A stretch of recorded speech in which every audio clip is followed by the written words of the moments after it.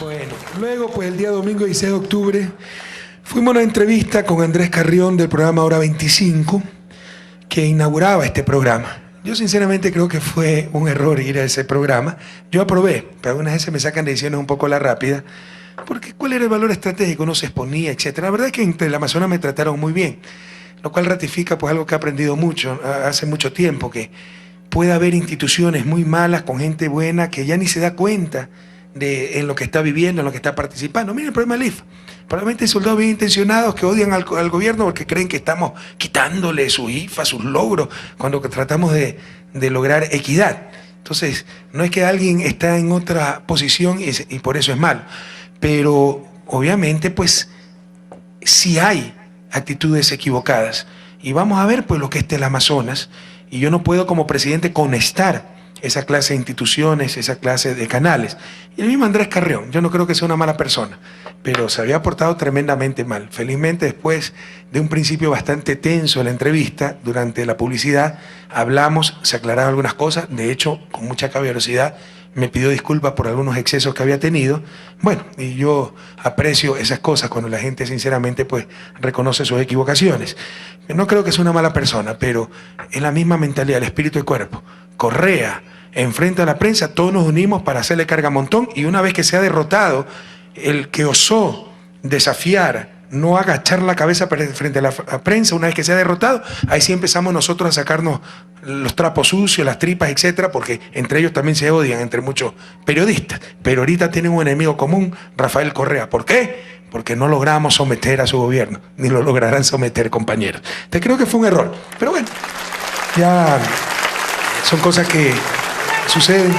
En todo caso, pues, se dio la entrevista, creo que fue bastante bien acogida por el público. Veamos un extracto de las respuestas del presidente de la República ante las preguntas del entrevistador Andrés Carrión.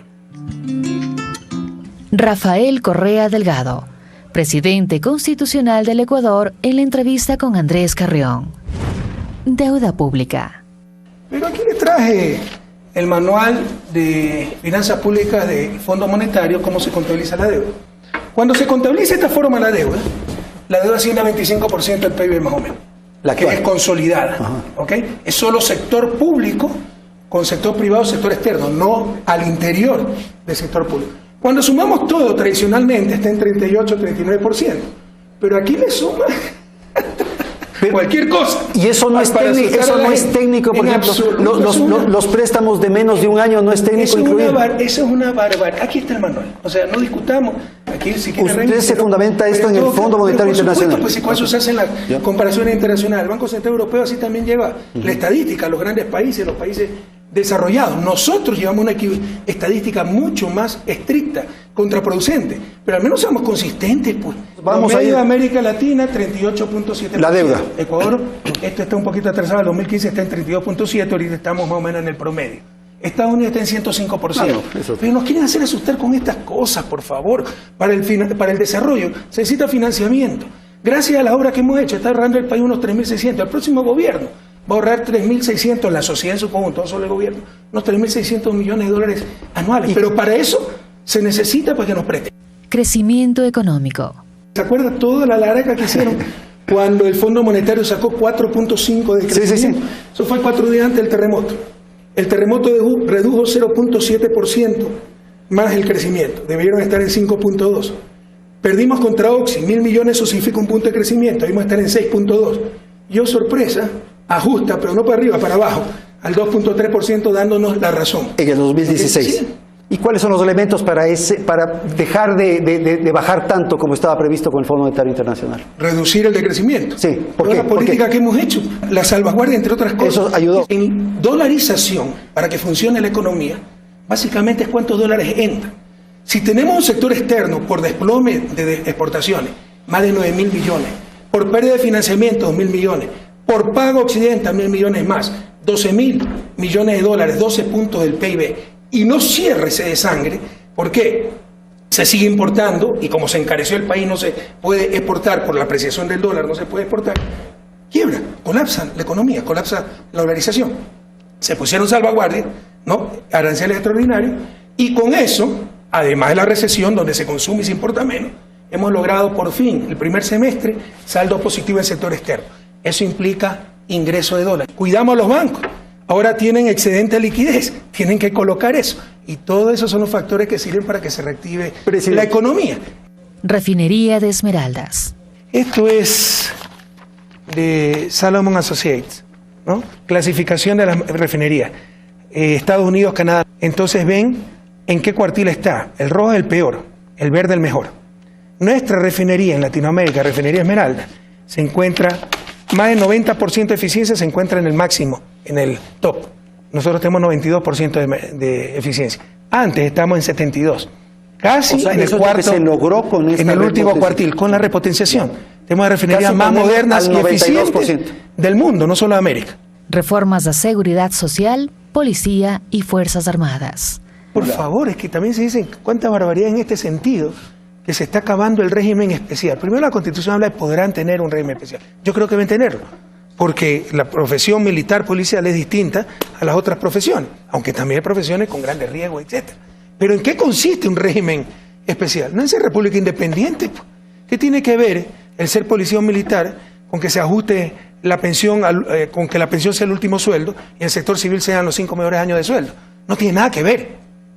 Por ejemplo, donde sí es pertinente un régimen especial es para la jubilación anticipada, porque como son instituciones jerarquizadas, tienen que salir obligatoriamente a los 20 años o voluntariamente a los 25 años por lo duro de la profesión. Entonces se les permite jubilarse a los 25. Para entonces pero con el Seguro Social todo lo demás debe ser similar, similar. Por favor. Bueno, solo hay que atender las especificidades. El tema del seguro de vida también se equipara la tropa con los oficiales. Aumenta. Bueno, se aumenta. Pero obviamente. Se equipara. Es que me parece el colmo que la vida de un oficial valga más que la vida de alguien de tropa, por favor. Debemos acabar con esa inequidad. Y todo es para los nuevos, la gran mayoría. Hay unos ajustes para los antiguos, pero el 90%, o sea, la reforma profunda es solo para los nuevos. Confrontación con poderes fácticos. Presidente, en esta misma consideración de orden institucional, de conexión social que podría haber en un país, ¿no hay el riesgo de que usted haya provocado tensiones, por ejemplo, con los maestros, que haya provocado tensiones con los indígenas? Ese es otro argumento, ¿no? Que la confrontación. La confrontación. ¿Ya? ¿Cómo cambia una realidad como la ecuatoriana sin confrontar? ¿Me puede explicar? ¿Cómo saca el MPD de la educación, del secuestro en que tenía la educación sin confrontar? ¿Cómo cambia? Ciertos abusos, privilegios que tenían ciertos sectores de las Fuerzas Armadas, sobre todo ciertos oficiales, ¿no? En detrimento de la tropa, porque incluso financiaban a los más altos, sin confrontar. Tiene que confrontar. Ahora hay estilo de confrontación. Para cambiar las cosas en este país, ¿cómo cambia sin confrontar? ¿Cómo lograba la independencia Simón Bolívar sin confrontar? ¿Cómo lograba la revolución liberal Alfaro sin confrontar? Estabilidad política. Se ha olvidado el país de antes. Se ha olvidado los 7 presidentes, depende cómo los cuente, en 10 años. Porque si cuenta el triunvirato fueron 10 en 10 años. Se han olvidado los golpes parlamentarios. Se han olvidado los muertos que había en la represión. El fotógrafo García, de los forajidos, protestando contra Lucio Gutiérrez. La caída de Lucio. Por favor, o sea, que nos estamos engañando. Si una de las cosas que hemos logrado en estos 10 años es la estabilización del país. Un gran apoyo popular al gobierno, al proyecto de Revolución Ciudadana. Por supuesto siempre habrá alguien en contra. Y si ese alguien en contra no entiende la democracia, serán los que traten de bloquear carreteras, tirar piedras y lograr por la desestabilización lo que no puede lograr en las urnas.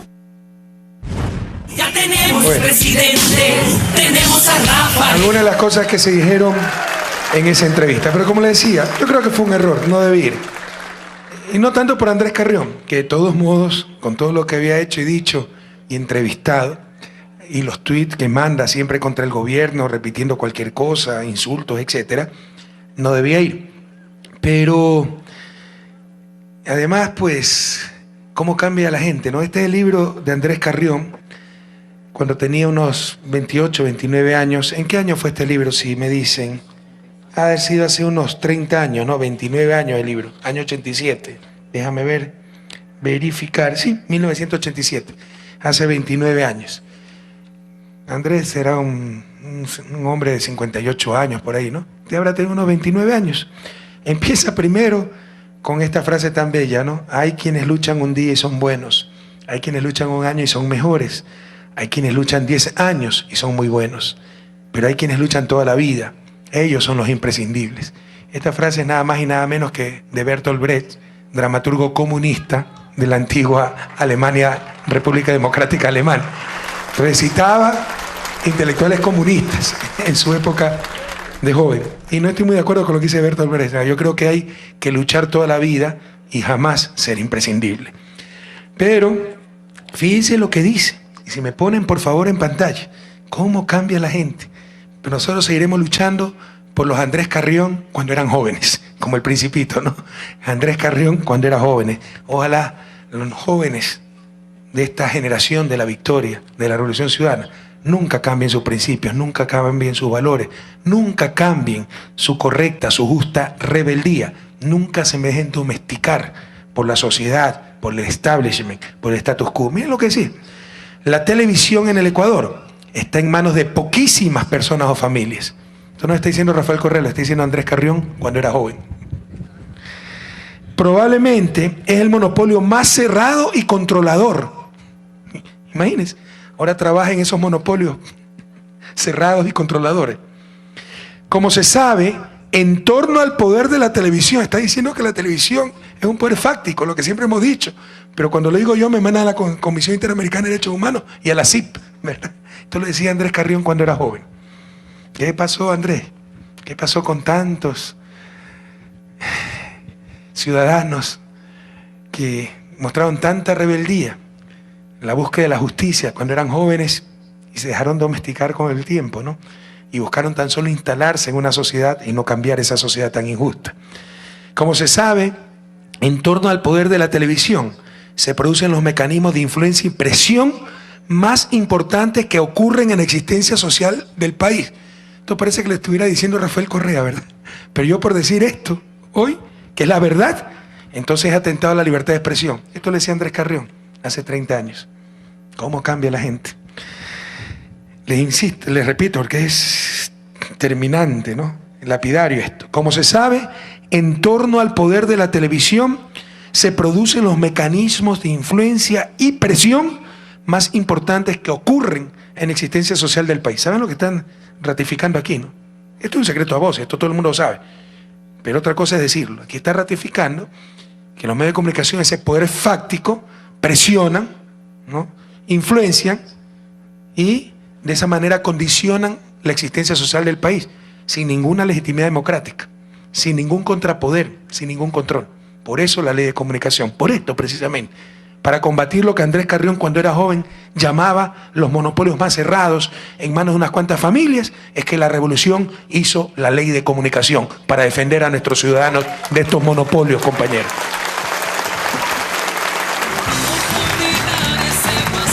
Pero ahora Andrés Carrión ataca la ley de comunicación. Dice, los grupos que controlan este medio en el Ecuador son Isaías, con participación en Telecentro, Gamavisión y Canal 13 de Quito; Alvarado, que controla el sistema Ecoavisa; Mantilla, que es copropietario de una parte de Televisora Nacional; y Granda Centeno, cuya cadena de televisión Teleamazonas es quizá la más grande del Ecuador. Ahora, esto es propiedad de Fidel Egas porque no ha vendido Teleamazonas, contraviniendo la ley, la Constitución, etc. Y ahí es donde trabaja Andrés Carrión. Cómo cambian los tiempos, ¿no? Cómo cambian los seres humanos. Pero miren también lo que señala Andrés Carrión. Él escribía este libro en protesta, en respuesta al gobierno de Férez Cordero, porque le había impedido a un grupo de jóvenes periodistas, valientes, patriotas, sacar su canal de televisión Ortel. Ese fue un famoso caso. Lo que ya tenemos algunas canitas, nos acordamos de ese caso, unos tantos atentados a la libertad de expresión, a los derechos humanos del gobierno de Férez Cordero. El caso Ortel. Y por eso entonces, por eso dice informe una clausura. Le clausuraron el canal y le quitaron la frecuencia. Pero miren lo que dice, ¿no? Andrés Carrión. Volviendo a lo de Ortel, no solo el sector oficial pretendía defender lo indefendible. En el juego cayeron ciertos grupos vinculados a las empresas periodísticas, se les llama empresas periodísticas. Ahora son medios de comunicación por encima del bien y del mal, impolutos, ¿no? Con supremacía moral sobre los demás seres humanos, seres perfectos, celestiales, y si tú le dices, oye, está equivocado, atentado a la libertad de expresión. Pero aquí les llama empresas, y esa es la realidad. Son vulgares empresas buscando el fin de lucro. Y si tienen que escoger entre el derecho a la información de los ciudadanos o llenarse los bolsillos, por definición escogerán lo segundo, porque son negocios, empresas con fines de lucro. En todo caso, compañeros, volviendo a lo de Ortel, dice Carrión, no solo el sector oficial pretendía defender lo indefendible. En el juego cayeron ciertos grupos vinculados a las empresas periodísticas. Miren esto. Este es el caso de las comparecencias de directores o gerentes de periódicos en reuniones internacionales. Tal ocurrido en la reunión de la SIP, la Sociedad Interamericana de Prensa, que no es otra cosa que un gremio de propietarios de dueños de los periódicos, es como una cámara de comercio. Son los grandes comerciantes, la Cámara de Industria, los grandes industriales, así es la SIP, los grandes propietarios de medios de comunicación en América Latina. No son los trabajadores de los medios de comunicación, no son los periodistas, son los dueños de los medios de comunicación. SIP creada en la época de Revolución Cubana por la CIA para tratar de contrarrestar el influjo y la influencia de la revolución en Cuba. Tal ocurrió en la reunión de la CIP en Colombia, en donde José Tome, a la fecha director del comercio, y Sucres Pérez Vaquerizo mantuvieron la teoría de que en Ecuador había libertad de prensa. O sea, los gerentes y los dueños del comercio del universo, como el gobierno más represivo de la historia contemporánea, el gobierno de Férez Cordero, era de la gallada, de la argolla, ahí se iba a decir a la CIP que en Ecuador había libertad de expresión. Ahora que hay libertad de expresión, como tenemos un gobierno revolucionario que no se somete a estos negocios, a estos monopolios, a estas empresas llamadas medios de comunicación, todos los días está en ASIP diciendo que no hay libertad de expresión. Esta es la realidad y lo dice el propio Andrés Carrión cuando era joven. No pasará. Nosotros seguiremos defendiendo a los Andrés Carrión de jóvenes y ojalá que mantengan siempre esa frescura, esa rebeldía, e incluso cuando ya cronológicamente a nivel de años ya ha transcurrido gran parte de su vida, pero se sigue siendo jóvenes de corazón. Pero también porque les decía que no debía ir a esa entrevista, por lo que está el Amazonas. Nuestras luchas son luchas por principios, por valores, y no va a cambiar una palmadita, una invitación a un canal, todo lo que significa esa prensa corrupta, compañeros. Debemos conocer la historia y debemos aprender a indignarnos y saber de quiénes recibimos las noticias y cómo las manipulan, etc. Este es el libro, Narcos, Banqueros y Criminales, del periodista Juan Salinas, de la Revolución Ciudadana, pana mío, no lo conozco, es argentino. Lean el capítulo que habla del otro Fidel, cómo hizo su fortuna Fidelegas. Y es la historia de muchas fortunas en Ecuador. Allá por el año 89, cuando el Citibank en el gobierno de Rodrigo Borges, Izquierda Democrática, nos incauta 80 millones de dólares por atrasos en la deuda, totalmente ilegal, eso no se puede hacer, pero así eran los abusos de esa banca internacional, mandan la reserva monetaria a un banco prácticamente de papel en Nassau, Bahamas. Ese banco se llamaba Banco del Pichincha y recibe decenas de millones de dólares de nuestra reserva, lo dice este periodista, ¿no? Creo que era un banco con 18.000 dólares de capital, si la memoria no me falla. Un banco de papel, ¿no? Y le mandan toda la reserva monetaria. Con esa reserva monetaria, plata de los ecuatorianos, se prestan ellos mismos la plata. Fidelegas y otros accionistas minoritarios del Banco del Pacífico, de Pichincha, y pueden comprar la mayoría de las acciones del Banco del Pichincha. Y así Fidelegas se vuelve propietario del hoy el banco más grande del Ecuador. Lo dice un periodista argentino, Juan Salinas. Revisen, con pelos y señales, ¿ok? Narcos, banqueros y criminales. Esto es la historia de toda América Latina. Son capítulos para cada América Latina, para cada país de América Latina o algunos. Y en el caso ecuatoriano, el capítulo es el otro Fidel, refiriéndose a la influencia de uno de los hombres más ricos y poderosos del país, que no ha podido contra la Revolución Ciudadana, por eso no las tiene juradas, ¿no? Entonces, recuerden, año 89, ¿ya? La reserva monetaria, que debería estar depositada en un banco AAA, se la deposita en el Banco del Pichincha, en Nassau, un banco de papel. De ahí sacan la plata para hacerse ellos mismos los préstamos y compran la mayoría de acciones al Banco del Pichincha en Ecuador. Y así se vuelven propietarios del Banco del Pichincha. Pero no solo eso. Luego, ya como ya tienen el poder económico, esa ha sido la historia del país, tienen los medios económicos, como los Isaías, por ejemplo. ¿Cuál es el siguiente paso? Comprar medios de comunicación para informar. No, para defender el emporio económico. Y no es, ni siquiera compran Teleamazonas. Eso lo deben saber ustedes. Miren cómo han manipulado las noticias, porque nosotros incautamos 2 canales de televisión a banqueros corruptos, huidos a Miami, fugados a Miami, para recuperar algo de la plata que le robaron al pueblo ecuatoriano. Y escándalo, esto tiene que devolverse. Era preferible que lo tengan banqueros ladrones a que lo tenga el gobierno, a que lo tenga Correa, etcétera, ¿verdad? Pues bien, ¿saben cómo se compra Teleamazonas? Entre comillas, no se la compra. Se le da crédito, aquí lo leímos hace un momento, lo decía Carrión en su libro, se lo compran a la familia Granda Centeno, al hijo, ya el padre había muerto, Granda, si me sacan el segundo apellido, le prestan plata, 11 millones de dólares me parece. Y era la táctica, lo dice el señor Granda, ¿no? La táctica era darle plata, darles crédito y apretarlos en un momento dado, no pudieron pagar, les embargaron el canal. Así pasó Teleamazonas al Banco del Pichincha y a propiedad de Fidel. Prohibido olvidar pueblo ecuatoriano. Nunca ustedes escucharán esto de la prensa corrupta. Teleamazonas ni siquiera se compró, se lo embargó por una deuda que no se pudo pagar al Banco del Pichincha por parte de la familia Granda. Y hablen con el señor Granda y verán que les va a decir cómo se subvaloraron garantías, cómo quiso pagar, no lo dejaron pagar porque lo que querían era apropiarse del canal para ya tener el emporio económico y el medio de comunicación no para informar, sino para defender al emporio económico. Pero con toda esta plata y poder, Banco del Pichincha, el banco más grande del país, Teleamazonas, ustedes dicen Fidel Egas, ¿no? Debe ser el tipo que más paga impuestos en este país. Ponme en la pantalla cuánto paga Fidel Egas de impuestos, por favor. Póngame, agárrense de la silla, por favor. Pónganme. Es que este es nuestro país, contra esto luchamos. Estos son los propietarios de los medios de comunicación. Aquí está, ¿no? Desde el 2010 no declara impuestos en el Ecuador, paga 0 impuestos. ¿Saben por qué? Porque había una fuga regulatoria, como se llama técnicamente. Si ustedes pasan más de la mitad del año fuera del país, ¿ya? Es decir, 183 días fuera del país por año, ya puede considerarse que no es residente ecuatoriano y no paga impuestos en el país.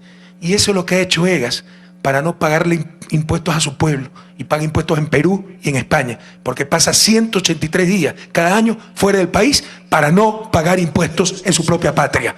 Esos son los banqueros, esos son los dueños de los medios de comunicación. Contra esa clase de gente que luchamos, compañeros. No pasará. Para evitar precisamente estas sinvergüencerías, es que hicimos una reforma este año, ¿ya? Y dijimos, ya no es suficiente que esté más de la mitad del año fuera del país, sino que si los ingresos se originan en el país, la mayor parte de sus ingresos, etcétera, tendrá que pagar impuestos. ¿Por qué lo hacemos? Para evitar estos comportamientos deshonestos, sinvergüenzas. ¿Pero qué vienen las cámaras de comercio, los politiqueros? ¡Ay, no hay estabilidad normativa! Como que si las medidas se toman por gusto. Se las toma para evitar la corruptela de ciertos sectores privados, donde también hay corrupción, compañeros. Uno de los hombres más ricos del país, sepan ustedes, pueblo ecuatoriano, dueño del Banco del Pichincha, dueño de Teleamazonas, el verdadero dueño de Teleamazonas, no paga impuestos en su propia patria. Esa es la realidad. Ya tenemos presidente, tenemos a Rafael. Bueno, pero como si esto fuera poco, entonces Teleamazonas sí debe pagar impuestos. Bueno, veamos cuántos impuestos paga Teleamazonas. Póngame los impuestos de Teleamazonas. Bueno, resulta que del 2002 al 2016, en 2015, por usted pusieron 2016 porque no sacaba, 13 años, 10 años ha declarado pérdida. Y solo 3 años de utilidades, pero no por gusto, sino que de acuerdo a la ley, después de todos estos años de pérdida, ya pasaba los límites, la normativa, ¿no?, establecida, infringía la normativa establecida y pasaba a disolución la compañía, porque no puede mantenerse una compañía que solo pierde plata, pues no tiene sentido. Entonces justo calcularon para en este año ya declarar unas utilidades y alguito de utilidad, pero mientras tanto no pagaban utilidades. Yo les pregunto, ¿quién de ustedes va a poner un negocio solo para perder plata? Obviamente aquí hay gato encerrado. No solo eso, supuestamente se vendió en el 2013 Teleamazonas, en verdad no se vendió. Se están burlando de la ley, es una venta ficticia, ¿no? Es una de las artimañas de Fidel Egas, contando los días para que se acabe el gobierno y ver si con el próximo gobierno puede cambiar la ley, la constitución y seguir dueño del canal. Pero si en verdad se vendió la compañía y ustedes compran una empresa que solo pierde plata, lo primero que hacen es cambiar al gerente, si están solo perdiendo plata. El mismo gerente, el mismo todo. O sea, todo es una ficción, compañero, ¿ok? Pero este es Teleamazonas, esta es la prensa corrupta. Por eso yo no debía ir a un canal así. No puedo conectar estas situaciones, ¿no? Aquí tenemos 13 años contabilizados, 3 años de utilidades, lo justo para no ser disuelta por la superintendencia de compañía. Y el resto, pura pérdida. ¡Ay! Pero es problema de los privados. No es lo mismo que pierda plata una empresa pública que de todos los ecuatorianos. Cuidado. Aquí, esto significa que no nos pagan impuestos. Y significa que no le están dando participación de utilidad a los trabajadores. Con esto nos están robando a todos, compañeros. Así que prohibido olvidar. Prohibido olvidar ese pasado. ¿Ustedes han escuchado esto de algún medio de comunicación? Jamás, ¿verdad? Es la argolla. Y nos dicen que hay libertad de expresión. Vayan con esos cuentos a otro lado. De que se inventó la imprenta, la libertad de expresión es la voluntad del dueño de la imprenta. Esto es la voluntad del dueño del canal. Entonces esto no lo van a escuchar nunca de Teleamazonas, de sus periodistas y de la prensa libre independiente en general. Sigamos. Había otra... Bueno, lamentablemente también el señor Corral, que me trató muy bien, le agradezco mucho la cortesía, pero esto es cuestión de principios, no de forma, ¿no? Tampoco nos está pagando impuestos. El 2015 pagó $89 de impuestos, el 2014 92. Se acerca la campaña presidencial, campaña legislativa para la Asamblea Nacional. Lo primerito que tienen que mostrar los candidatos, su declaración de impuestos. Jóvenes, candidato que no pague impuestos, mándenlo a su casa. Ni un solo voto a los corruptos, compañeros. No digo que Sebastián sea así, cuidado. Pero la gente que evade impuestos, no puede aspirar a ningún cargo. ¿Ok? Lo primerito. Vaya, vean Lazo. ¿Cuántos impuestos pagaba antes de nuestro gobierno? ¿Cuántos impuestos paga ahora? O antes evadía, hoy está más próspero que nunca. Y si está más próspero que nunca, debería ser el primero en apoyar al gobierno, ¿verdad? Que nos diga qué pasó. O antes evadía, o ahora que está más próspero que nunca, se va contra el gobierno que le ha dado la mayor prosperidad de su historia y de su vida. Sigamos. Pero no solo eso, ¿no? Este es otro, este ya lo vamos a sacar. Para que vean la supuesta libertad de expresión, seguramente ustedes nunca vieron en la prensa libre independiente uno de los tantos Wikileaks que salieron. Trataron con los Wikileaks de publicar lo que le hacía daño al gobierno, y la máxima acusación que teníamos por parte de la embajada gringa es que éramos demasiado soberanos. Muchas gracias. Lo que no sacaron es el Wikileaks que informaba sobre el amarre entre el grupo Isaías y el grupo Egas para no seguirse sacando el aire a nivel de medios de comunicación. Había una rivalidad entre Banco El Pichincha y Filambanco. Banco El Pichincha tenía Teleamazonas, Filambanco tenía TC Gamavisión, y se estaban sacando los cueros al sol. Entonces, claramente, la embajada informa del pacto de no agresión, lo dice el Wikileaks, Isaías Egas, ¿ok? Revisen este Wikileaks. Ante este ataque, Teleamazonas y Banco El Pichincha pidieron la paz. Los líderes de la Iglesia Católica, qué pena, negociaron conversaciones que resultaron en un pacto de no agresión, en el cual Teleamazonas acordó dejar de cubrir la conexión de la familia Isaías con la quiebra de Filambanco. Y TCTV acordó poner fin a sus ataques contra el Banco de Pichincha. Esta es la libertad de prensa que nos quieren vender en el Ecuador. Puro amarre. ¿Saben cómo se llama esto? Censura previa. Pero censura previa de parte de los dueños de los medios de comunicación. Prohibido olvidar al pueblo ecuatoriano. Este es Teleamazonas. Un abrazo a los trabajadores, obreros honestos de Teleamazonas. Pero la práctica de este canal, su origen, el que no pague impuestos, su dueño, porque simuló la venta. Con la Constitución, una de las cosas más acertadas que hemos hecho, pero un golpe a la columna vertebral de los poderes fácticos en Ecuador, se prohibió que los dueños de canales de televisión y los dueños de medios de comunicación en general tuvieran banca, para evitar lo que pasó en el 99, que había una incestuosa relación entre el poder mediático y el poder financiero. Cuando yo llegué al gobierno, compañeros, había 7 canales nacionales de televisión, 5 eran de banqueros. TC, Gama TV, Teleamazonas, Telerama, cable, ¿cómo se llama la de cable que tenían? También era nacional. Bueno, 5 de los 7. Incluso CTV podría ser vinculado a cierta banca.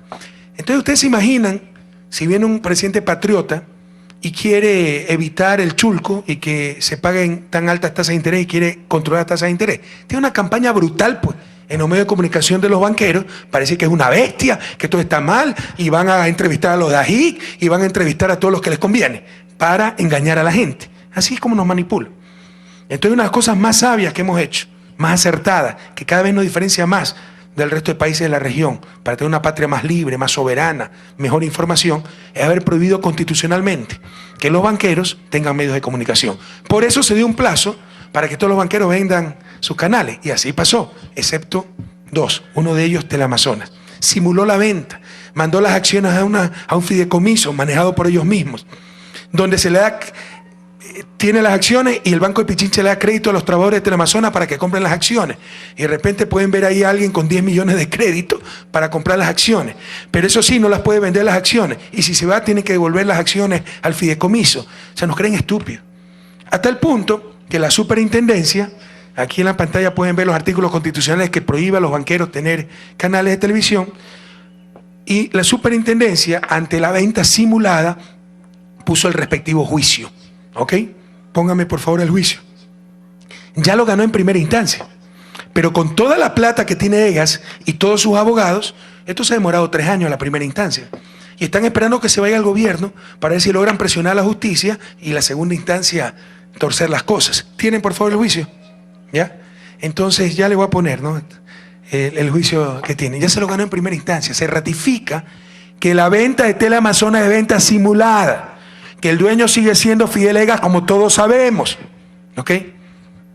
Pero lamentablemente con sus millones, con sus abogados, ponen 10.000 incidentes y se demora el juicio. Se ha demorado como 3 años y se demora la segunda instancia. Están esperando que el gobierno se acabe y ver si se amarra con los gobiernos futuros y vuelven a influenciar a la justicia.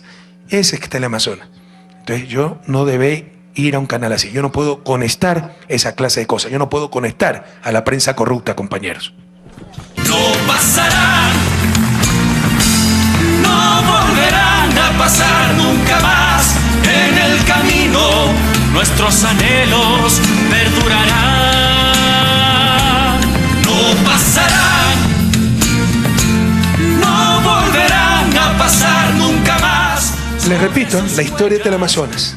Fidel Egas, financista, empresario, tenía parte de Diners. También se dice, aquí lo dice el libro, narcos, criminales y banqueros.